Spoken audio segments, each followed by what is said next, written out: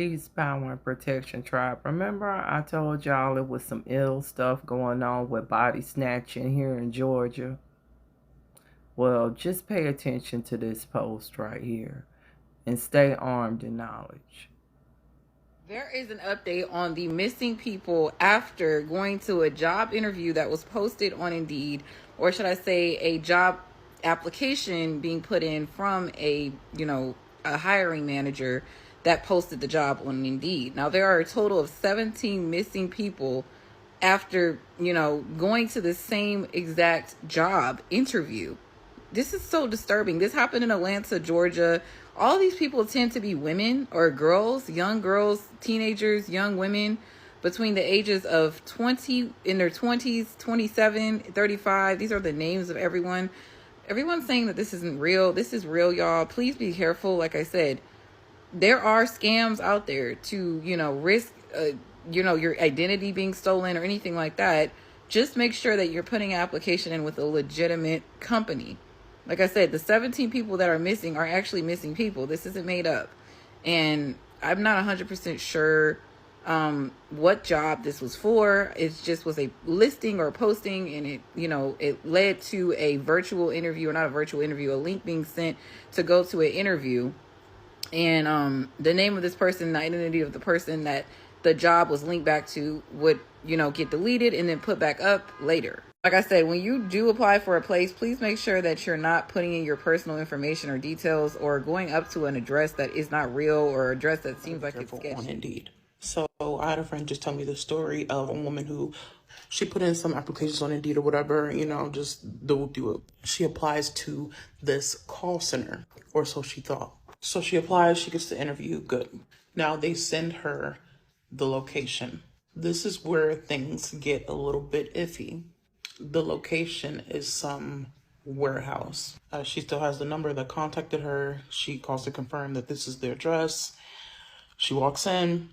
She sits down and waits for her interview. There's a man who comes from the back room, and he approaches her and says, "Hey, I'm such and such. We've been texting. Come for your interview. Come to the back." She goes in this back room with this man. I'm gonna just cut the chase. The next day, she was reported missing. 2 months later, they find her in the woods. You know what? Y'all, be careful. Stay dangerous. Be very mindful of Indeed. The scams are so ridiculous. But not only are they scams, there are unimaginable evils. I'm going to do this dead quick. So when I was 19, I applied for a job through Indeed, but it turned out to be a very sinister situation. Luckily, though, I did make my mum come with me, so she was waiting outside. I was nervous. It was my first interview. So basically, I applied for this job. I just dropped out of college, had a kid, fella was working, needed something that fit around the both him and my child. Found this job on Indeed, a couple of hours a day, all in nursery time, cleaning offices. And I was like, yeah, facts, I'll have that. So I emailed at like 10 o'clock at night through Indeed. I applied for it.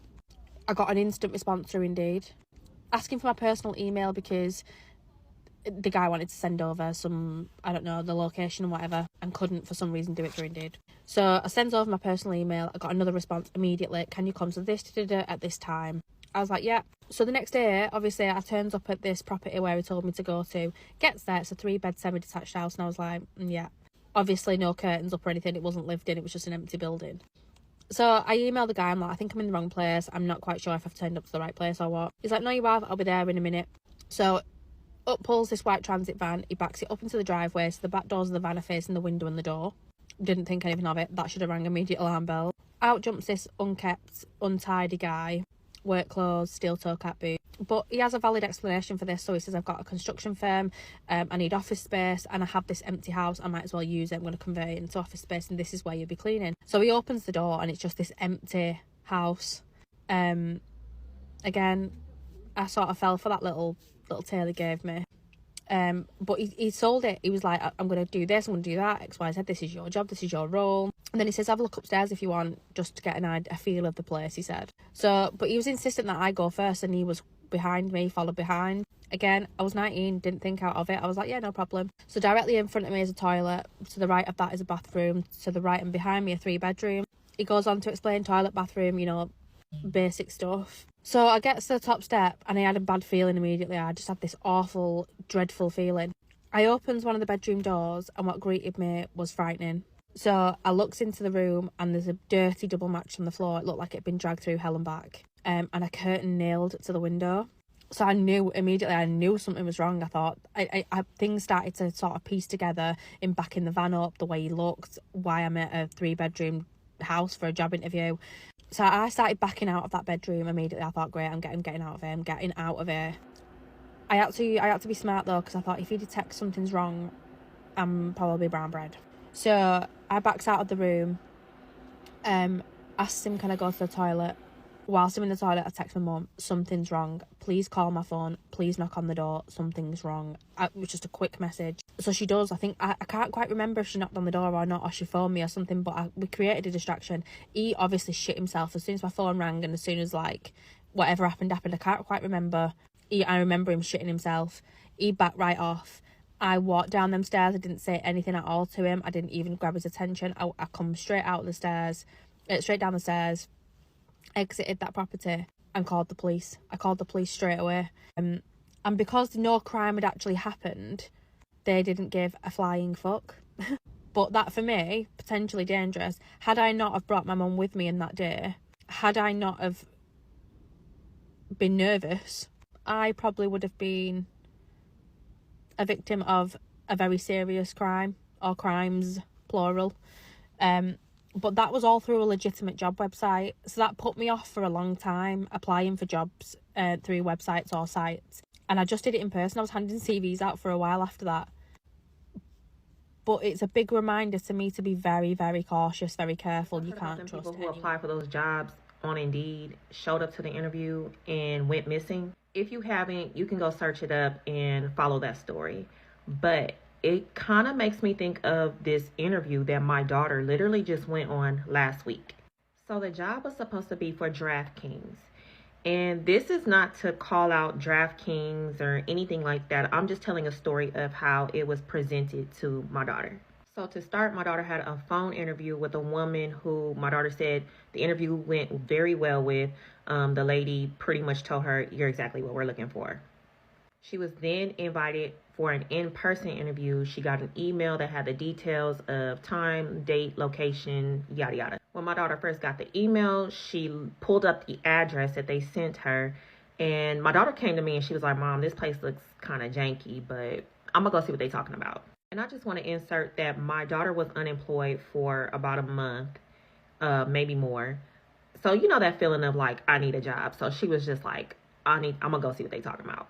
So my daughter shows up to the interview, and as she suspects, the place is janky on the outside and janky on the inside. She basically described it as a place that does not look like a real place of employment with like real employees in there. She said it was just like, it looked like kind of like a room and like another little room, and she said there was nothing but men in the back. The guy comes from the back and greets her, and they had like a little bit of an exchange because apparently there was some confusion about the time she was supposed to be there. Ends up having to go to the back and tells her he'll be right back.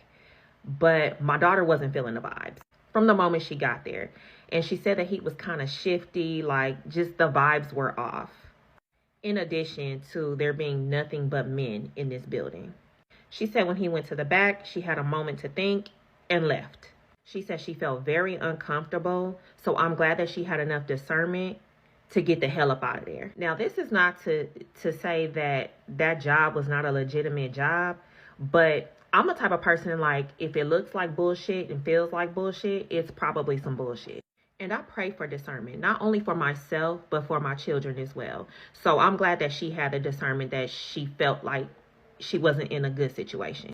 But it is so disheartening and so extremely sad that people who are unemployed, who are looking for real jobs, are falling into a trap because it looks good, it seems legit.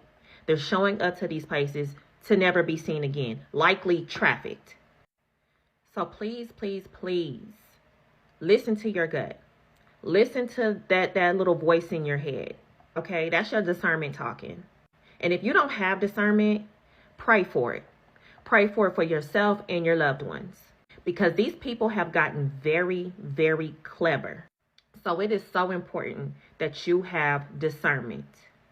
Y'all stay People are safe out coming there. up missing after applying and going to interviews for jobs they found on Indeed. Well, as someone who is a veteran to Indeed, I've literally landed every single one of my jobs on this app. I've landed every single six-figure job off this job board. I would like to say I'm a veteran with Indeed, and there's always a few things that I will never, ever, ever do, regardless if it's Indeed or not. How that situation is so unfortunate, and my heart goes out to the families. There are huge red flags with not just Indeed, but every single job board out there that you must do before you go to an interview. Put a screenshot up here, but when you are applying to roles on Indeed, especially those roles where they're like quick apply jobs and they're really high figure jobs, they're like 300,000 plus sales experience, the biggest thing you have to look for is you have to search the company's name. The first telltale that the job is not real is if you go to the company's page and you can't click on it. If you literally go to the job posting, click on a job posting,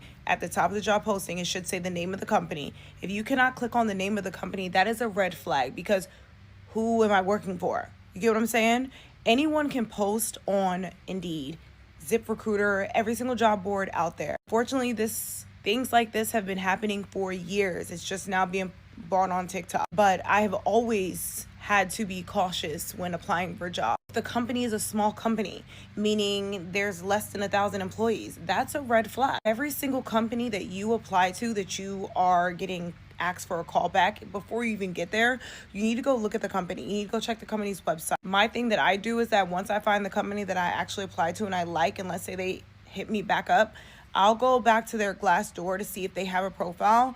If they're a good, reputable company, they have a Glassdoor profile. Glassdoor is a profile where companies can post, where employees can post about their experience at that company. They leave reviews, they give you tips. It's a great way to research the company. We think that because we're getting interviewed, we can only be the ones getting interviewed. No, you need to be interviewing the company too. And you're giving away your personal information, for God's sake. I don't give a damn how much they're offering. And I have literally landed every single job. I've never had a LinkedIn profile ever. I think I had it one time, never used it. I've landed every single job off of Indeed, all six figures, very high role, but I always research the company. Do not ever go to an interview if you have not researched a company. Don't give your information out if you have not done your research. It's not just happening on Indeed, it's happening everywhere, on every job board you can think of. A lot of these jobs like this one here, they're posting them, and when you go look up the company, it's at somebody's house. The address is somebody's house. These are red flags to look for. Search the company. And even if you see it on Glassdoor, even if you see reviews, some of those reviews are people that work for the company, quote unquote, or the actual scammers. So don't just leave it at Glassdoor as your final say on, okay, it's real. Go search the company. See if they have a website. See if they have an address. Find out what the address is. That's how you can tell.